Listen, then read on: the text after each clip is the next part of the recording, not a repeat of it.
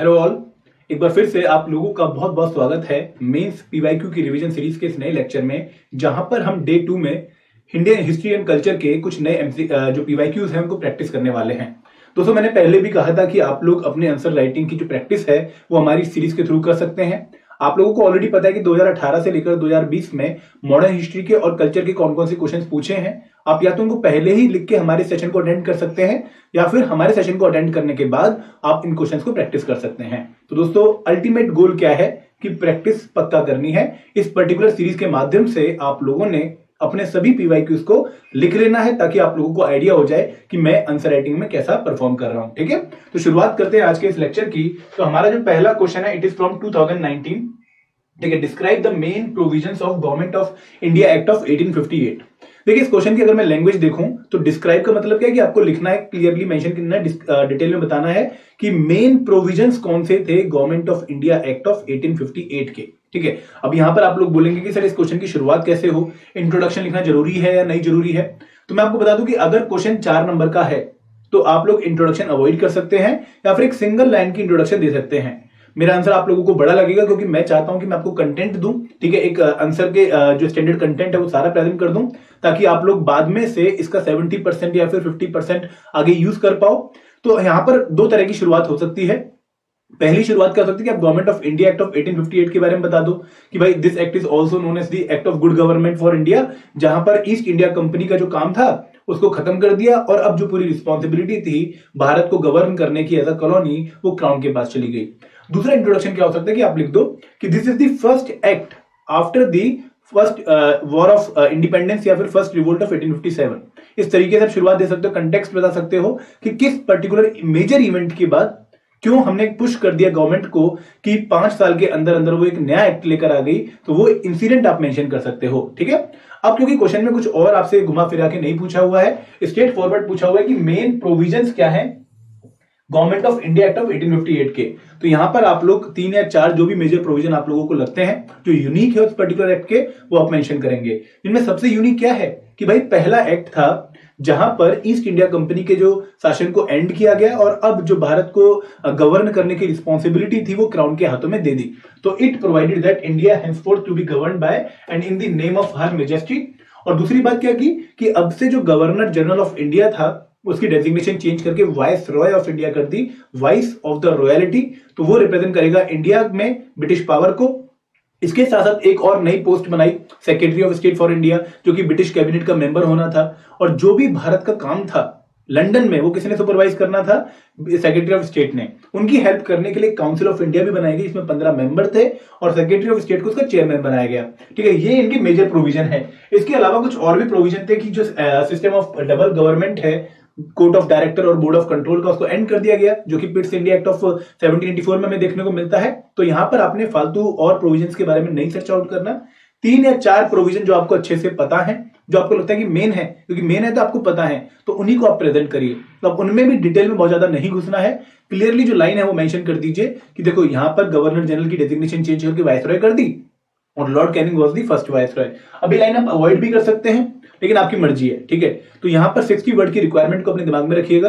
बाकी क्वेश्चंस के लिए टाइम बचे, इसको दिमाग में रखिएगा, और ये क्वेश्चन आप 2 से 2.5 मिनट के अंदर लिख दें। ये आपकी पूरी जो परफॉर्मेंस है वो होनी चाहिए। ठीक है, आगे बढ़ते हैं। अब इसका कंक्लूजन भी अगेन मस्ट नहीं है, क्योंकि यहां पर अगर हम देना चाहें तो हम ये बोल सकते हैं कि देखो जो ये एक्ट था इसने इंडिया में कोई मेजर चेंज नहीं किया। ये जो एक्ट आया गया था ये लंदन में रहकर किस तरीके से भारत को बेहतर गवर्न किया जा सकता है उस रिगार्डिंग ये एक्ट था। तो यहां पर इंडिया के सिस्टम में हमें बहुत ज्यादा मेजर चेंज देखने को नहीं मिलता है, except the designation change of governor general. और क्योंकि एक और एक्ट आने वाला था 3 साल बाद, इसको हम जानते हैं इंडियन काउंसिल एक्ट ऑफ 1861, उसने इंडिया में मेजर चेंज करना था। ठीक है, तो यहां पर आपका कंटेंट कुछ इस प्रकार से होना चाहिए। क्वेश्चन टफ नहीं है, आप लोगों को गवर्नमेंट ऑफ इंडिया एक्ट हो गया, इंडियन काउंसिल एक्ट हो गया, चार्टर एक्ट हो गया, जो भी इंपॉर्टेंट एक्ट हैं इनके प्रोविजंस पक्का पता होना चाहिए, क्योंकि उनके ऊपर लगातार क्वेश्चन आया है। अगला क्वेश्चन देखिए, describe the legislative measures adopted by the British in the area of social reforms in India during 19th century. अब आपसे क्या पूछा है कि कौन कौन से मेजर लेजिस्लेटिव रिफॉर्म्स, यहां पर एक वर्ड बहुत इंपॉर्टेंट है, legislative measures adopted by the British during 19th century, तो 19वीं सदी, क्योंकि यही वो सदी है जहां पर सोशल रिफॉर्म मूवमेंट इंडिया में काफी होती है। राजा राम मोहन राय हो गए, ईश्वर चंद्र विद्यासागर हो गए, बैरम जी मालाबारी हो गए, इनकी डिमांड पर जो ब्रिटिश गवर्नमेंट है वो रिफॉर्म्स लाना शुरू करती है।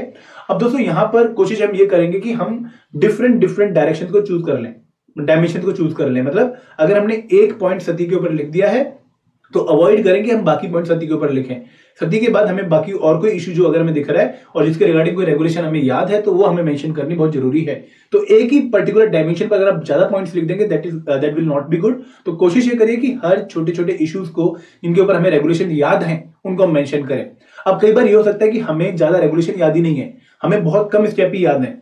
तो देखो आपके पास दो तो पक्का आपको याद होंगे, एक तो सती वाला याद होगा, सती अबॉलिशन वाला, एक विडो रीमैरिज एक्ट आपको याद होगा, और एक आपको एज ऑफ कंसेंट एक्ट 1891 याद होगा जिसके ऊपर काफी प्रोटेस्ट हुआ था, तिलक जी ने भी काफी प्रोटेस्ट किया था।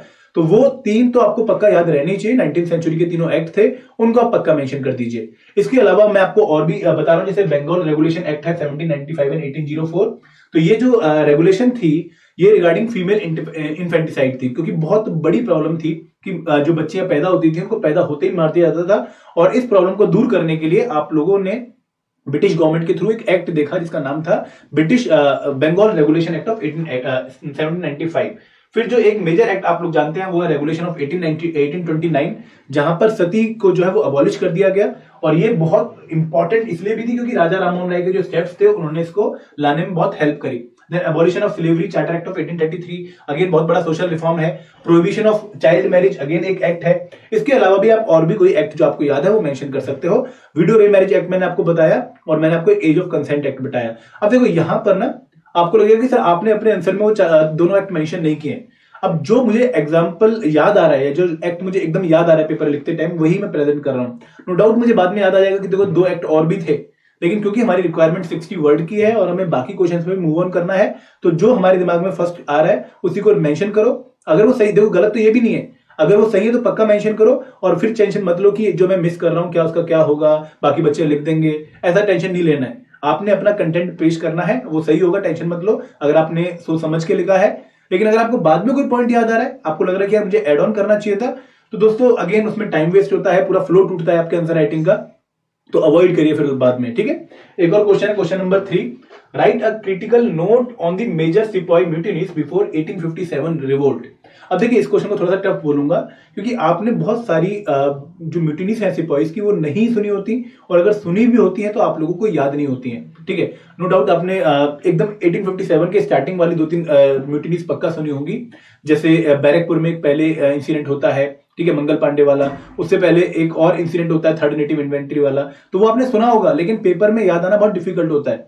और उससे पहले वाली कोई जो म्यूटिनी है उसके बारे में तो याद करना बहुत ही डिफिकल्ट हो जाता है। तो ऐसे टॉपिक्स को पक्का प्रिपेयर कर लीजिए जिसके ऊपर कमीशन कई बार क्वेश्चन पूछता है, जैसे फमाइन हो गया, ठीक है, मेजर पीजेंट मूवमेंट्स हो गई, मेजर ट्राइबल मूवमेंट्स हो गई, इनको अच्छे से 3-4 एग्जांपल की फॉर्म में याद कर लीजिए। तो यहां पर सबसे पहले आपको बताना है कि कौन कौन सी सिग्निफिकेंट म्यूटिनीज थी, और क्वेश्चन की रिक्वायरमेंट क्या है, critical note.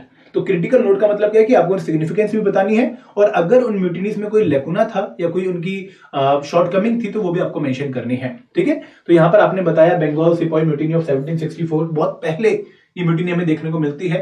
Then Vellore mutiny, बहुत ही फेमस म्यूटिनी मानी जाती है वेल्लोर की म्यूटिनी। उसके बाद 47th नेटिव इन्वेंट्री यूनिट की म्यूटिनी, बाहर जाने के कारण 1824 में जब अफगानिस्तान जाने की बात कर रहे थे। Then grenadier company Assam 1825, again insurrection होती है जब बाहर जाने की बात करते हैं। एंड उसके बाद एक म्यूटिनी है इंडियन रेजिमेंट की शोलापुर में 1838 में। तो ये कंटेंट मैं आपको इसलिए दे रहा हूं ताकि आप लोग इसको आगे यूज कर पाओ। ठीक है, अब आपको इसको सर्च नहीं करना है, आपने और सर्च नहीं करनी है, ये 5 इनफ है, क्योंकि आपसे ऐसा कुछ नहीं बोला कि इस पर्टिकुलर म्यूटिनी को बताओ। क्वेश्चन में क्या है, क्रिटिकल नोट ऑन मेजर, तो मेजर आपने मेंशन कर दी, छोटी बहुत अगर रुक भी रही है तो कोई बात नहीं, चलेगा इससे कम हमारा। ठीक है, अब सिग्निफिकेंस क्या है कि इन्होंने लोगों को जोड़ना शुरू कर दिया था, इन्होंने लोगों को बताना शुरू कर दिया था कि हाँ ब्रिटिश रूल परफेक्ट नहीं है, उनमें कुछ खामियां हैं, तो इसलिए हम जो है वो रिवोल्ट कर रहे हैं। तो कहीं ना कहीं आगे के लिए एक जो भूमिका थी वो हमें रेडी होती हुई दिखती है। ठीक है, एक बहुत इंपॉर्टेंट सिग्निफिकेंस जो हमें इन सभी मीटिंग्स में देखने को मिलता है वो है हिंदू एंड मुस्लिम यूनिटी। दोस्तों हमेशा 1857 तक हम देखेंगे कि जब भी कोई रिवोल्ट होगा, जब भी कोई म्यूटिनी होगी, वहां पर हमें Hindu and Muslim different culture देखने को नहीं मिलेंगे।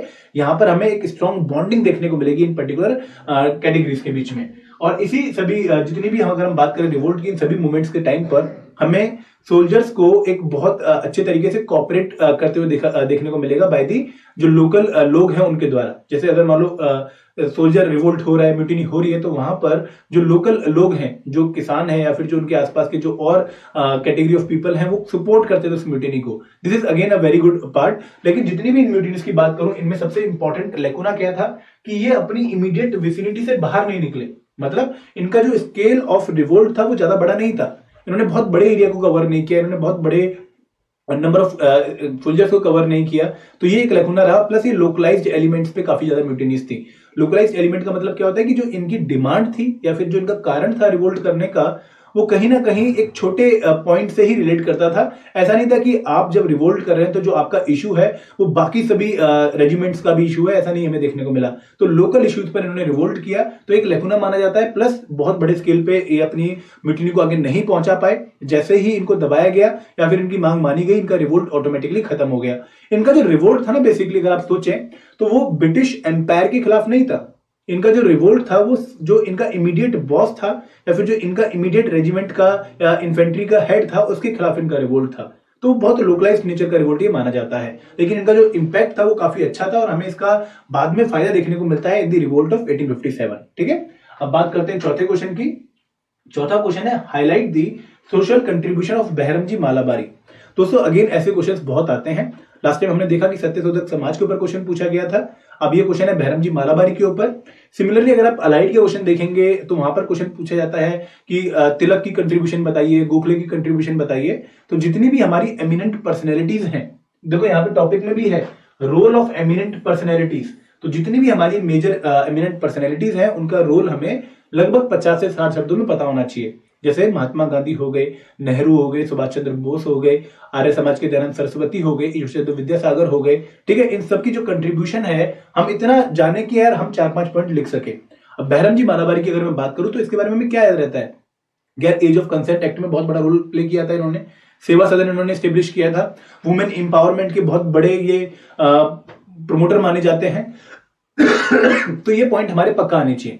बहुत ज्यादा पॉइंट अगर आपको याद नहीं भी है तो ये 3-4 पॉइंट आपके दिमाग में सबसे पहले स्ट्राइक करनी चाहिए। अब यहां पर हम लिखना शुरू करेंगे। सबसे पहले आप बताएंगे कि बहरम मालाबारी कौन थे।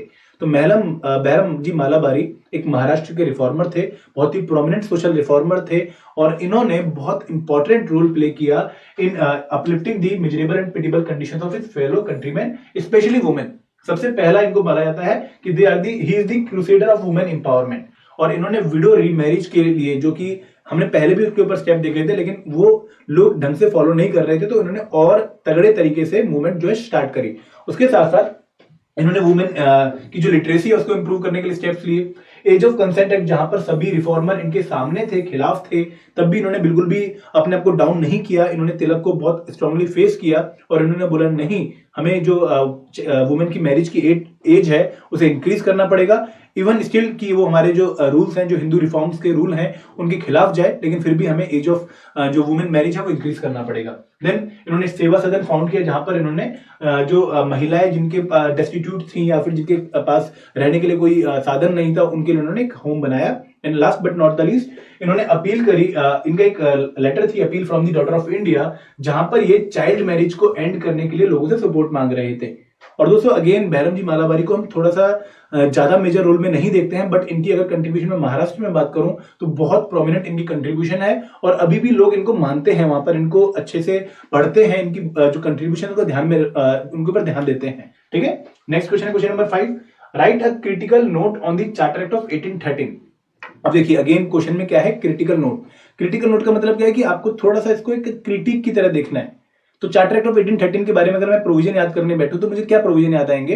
एक प्रोविजन याद आएगा कि 1 लाख रुपए दिए थे।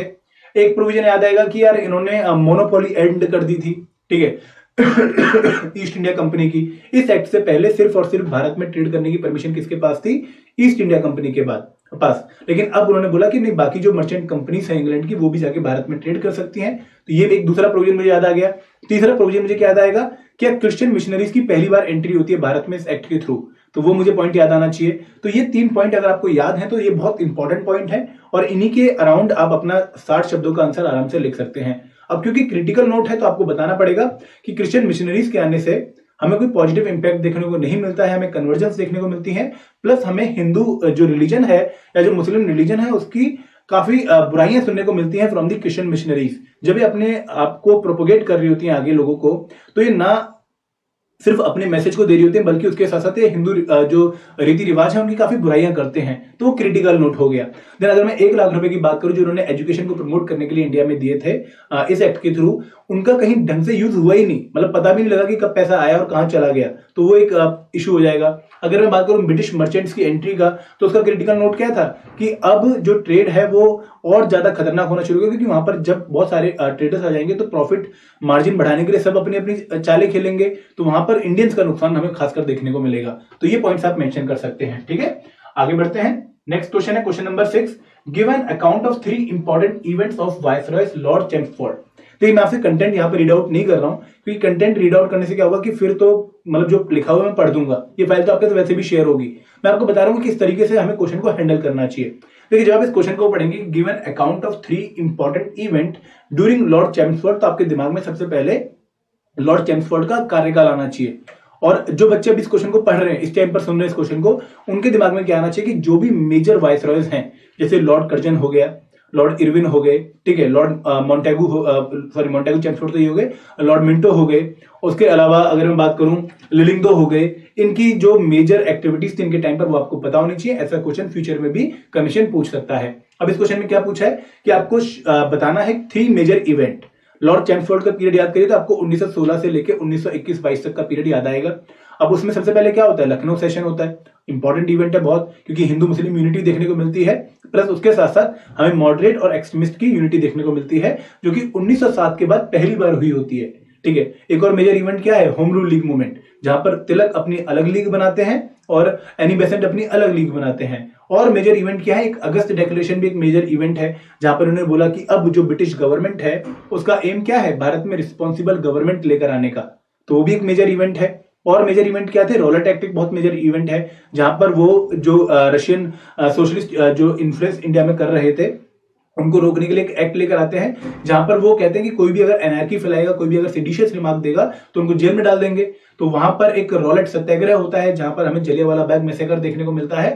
तो ये सारे इवेंट जो आप सुन रहे हैं रिगार्डिंग लॉर्ड चेम्सफोर्ड, इनको आप मेंशन कर सकते हैं।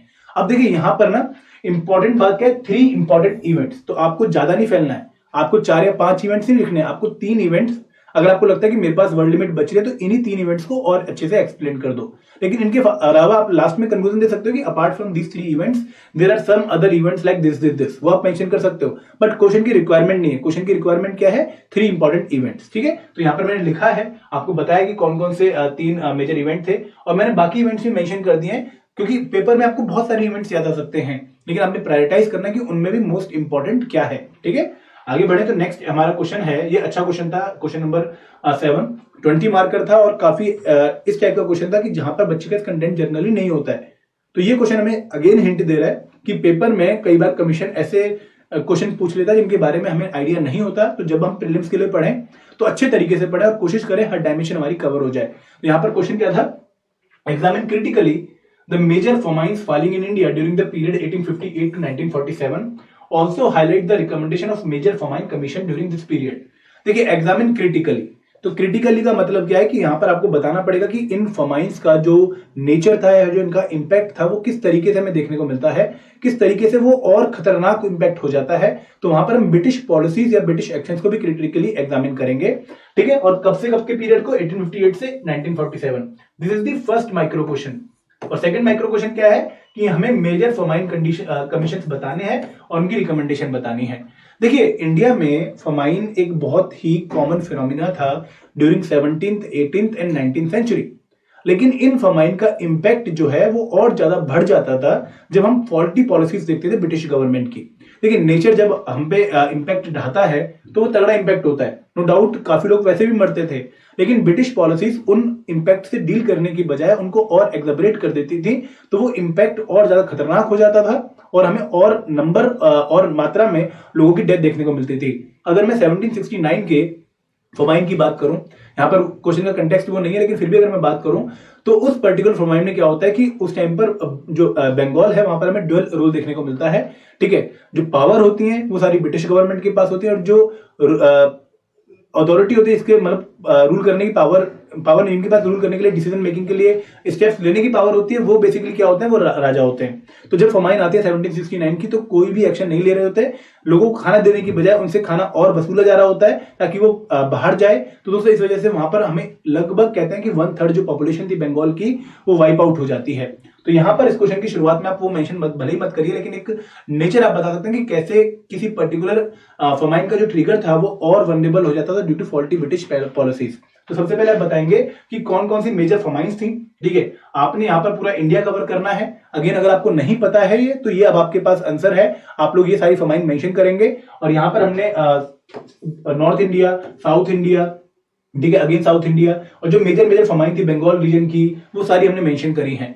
फिर यहाँ पर हमने बताया कि जो फमाइन था ये किस चीज का प्रोडक्ट था, अनइवन रेनफॉल का एंड ब्रिटिश इकोनॉमिक पॉलिसीज का। कॉलोनियल पॉलिसी ने किस तरीके से इसको और खतरनाक कर दिया। तो अगेन यहाँ पर जो इतनी पॉलिसीज फॉल्टी थी उनको मैंने अच्छे से बताया है, you must read out them. ठीक है, कॉलोनियल पॉलिसीज कौन कौन सी थी, पॉलिसी ऑफ लाइसेंस फेयर ने कैसे उसको इंपैक्ट किया, वायसरॉयज का एटीट्यूड बहुत पुअर था, गवर्नर्स का एटीट्यूड बहुत पुअर था, इसके अलावा इंफ्रास्ट्रक्चर जो था वो और पुअर हो गया। ठीक है, फमाइन कोड्स लाने की कोशिश तो करी लेकिन उनको इंप्लीमेंट नहीं किया गया। फिर हमने बताना है फमाइन कमीशन, से हमारे क्वेश्चन का सेकंड पार्ट है। कैम्बल कमीशन 1865, स्ट्रेची कमीशन, इनकी रिकमेंडेशन आप बताओगे, लियाल की और मैकडोनाल्ड की। तो इस तरीके से आपका आंसर जो है कंप्लीट हो जाएगा। दोस्तों अगेन ऐसे क्वेश्चन में आपके पास बहुत ज्यादा रूम नहीं होता क्वेश्चन एग्जामिनर को घुमाने का, क्योंकि these questions are specifically asking for a particular type of content. तो यहां पर अगर आपको कंटेंट नहीं पता है तो मैं कहूंगा कि इस टाइम को यूटिलाइज करें किसी और क्वेश्चन को अच्छा लिखने में, ना कि यहां पर कुछ गलत लिख दे। ठीक है, तो इस कंटेंट को पक्का पढ़िएगा। एंड दोस्तों these are the 7 questions from modern history and culture part 2। I hope आपको पसंद आए होंगे, हमने डिस्कशन करी इनके ऊपर, तो प्लीज कमेंट सेक्शन में बताइएगा। Thank you very much. जय हिंद, जय भारत, जय हिमाचल।